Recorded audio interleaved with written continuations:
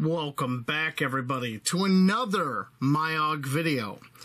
So, I have the floor of my Russian bear tent here, and I have made a patch and stitched it on. Stitching isn't the greatest, but I never was a seamstress. And if you look on the other side,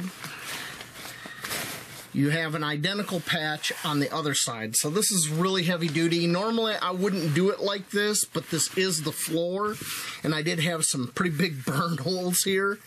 So this is where we are. But that's not what this video is about. This video is about making homemade seam sealer so I can seal this up appropriately. Now you can go buy your seam sealer. You don't have to make it. But if you make it, you're saving money, and it goes a lot further. So, let's get into what you're going to need for this. You're going to need 100% silicone, preferably clear. If you get any of the tinted or dyed silicone, it's going to show up on your rainfly, your poncho, your tent, your backpack. So get the clear. This tube right here is 2.8 fluid ounces. This will go a very long way. Mineral spirits, preferably odorless, because this is going to stink and it's going to take time for that smell to get out of here. It's okay. A small glass jar. I like doing it in small amounts at a time to mix it up in.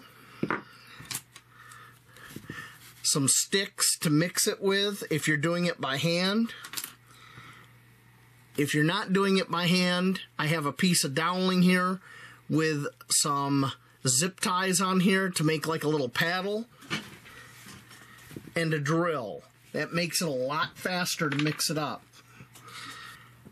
And you're also going to need a scale, because when we mix this, it's a 1-to-1. That's 1 part silicone to 1 part mineral spirits. And some foam application brushes for doing around the seal here.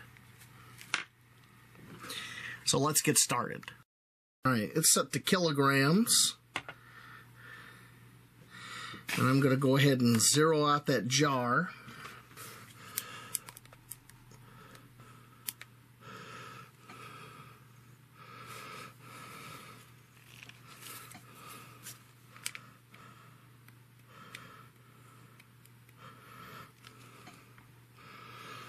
Okay, we got about 1 gram there, about 2 grams. We're going to go for 3. And that's about 3 grams. Okay. Okay, more like 4 grams.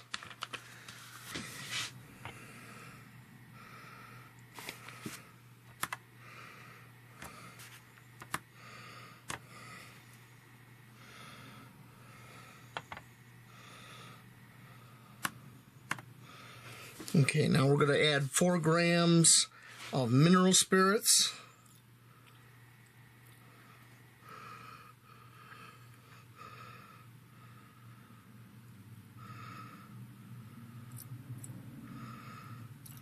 Oops. Try not to make a damn mess. So we have our mixture there.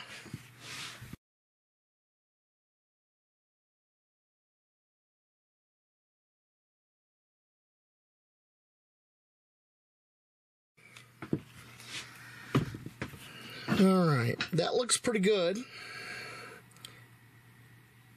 I think I need to add just a little bit more mineral spirits to it, though. I want it a little thinner.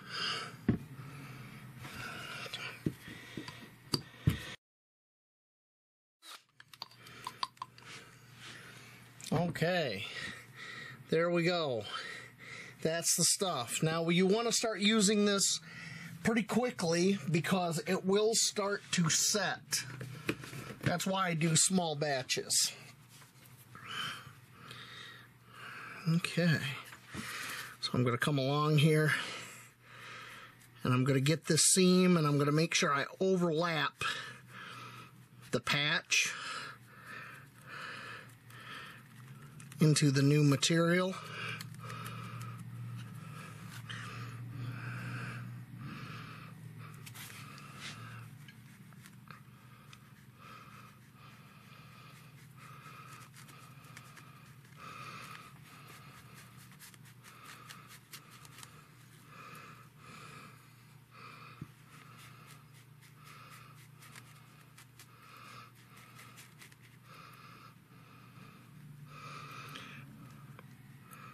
and just be consistent and even with your application. And I'll bring you back once I got this done. I got the whole thing around here. I've overlapped the stitching by about 3 or 4 millimeter or 1/8 of an inch, and I've went over the edge onto the original material too. So this is a really good seal. Now, one thing I didn't say before about this fabric I'm using is it has a polyurethane coating on the back side. So each of the patches are facing backside in like a sandwich. So this is pretty waterproof. Now I've waterproofed all the area for the stitching here and the seam. Once this hardens up or dries, I can flip it over and do the other side. And that's how you do it. And as you see here, I still got some material left over. Not a whole lot. A little bit goes a long way with this. That's why doing small batches at a time is best, because this will start setting up pretty quick. I'm going to go ahead and hang this up and let it dry, do the other side, and I'm done. And that is how you make your own seam sealer at home and use it. All right? Sweet, simple, to the point. Thank you for watching, and you all have a great day out in those woods over there.